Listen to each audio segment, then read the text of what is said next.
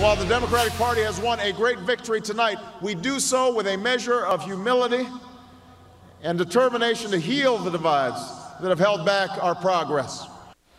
How did that go? On that night that he was elected, President Obama vowed to unite the country and bridge partisan divides. Well, 4 years later, critics argue the president's campaign has been less than unifying, especially in their attacks on Mitt Romney this time around. Vanity Fair published an article on the millions of dollars Mitt Romney has in tax havens like Bermuda and the Cayman Islands. Did he put his money there to avoid paying U.S. taxes? We don't know. Either Mitt Romney, through his own words and his own signature, was misrepresenting his position at Bain to the SEC, which is a felony. This Governor Romney thinks he can operate under a different set of rules. He has a sense of entitlement. Well, could the negative tone of this campaign be doing more to divide Americans than bring them together and raise poll ratings? Let's ask our esteemed political panel. John Podhoretz is here. He's the editor of Commentary Magazine and a columnist for the New York Post. Monica Mehta is here, a business and financial expert, and Tamara Holder's here, Fox News contributor seen all over the channel. Let's start with you, John. Has it been negative, or is this just par for the course and we forget from 4 years to 4 years? It's been incredibly negative, and it's par for the course. Barack Obama faced a circumstance in which he was running for re-election under less than optimal circumstances. Under those conditions, either the election was going to be a referendum about him or it was going to be a referendum about his opponent.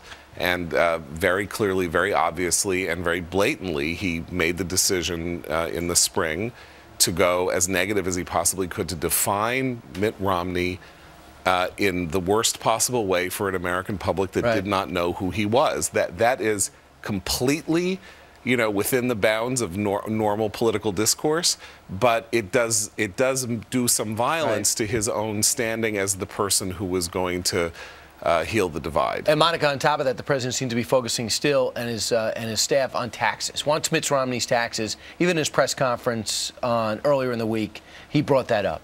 Yeah, there's definitely a tone of contempt for successful people, and I think that's incredibly divisive. And, it started off with, hey, successful person, you're not paying your fair share. And now it's turned into successful person, you didn't build that, and you don't deserve it. And that's actually pretty dangerous. Tamara, you find that the president's been negative, or you just think that he's just running a good strategy?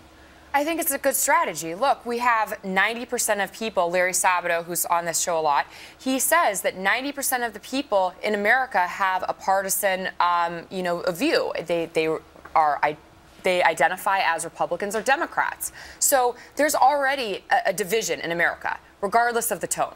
And Obama and Romney are both trying to excite their base. And how are they going to do it?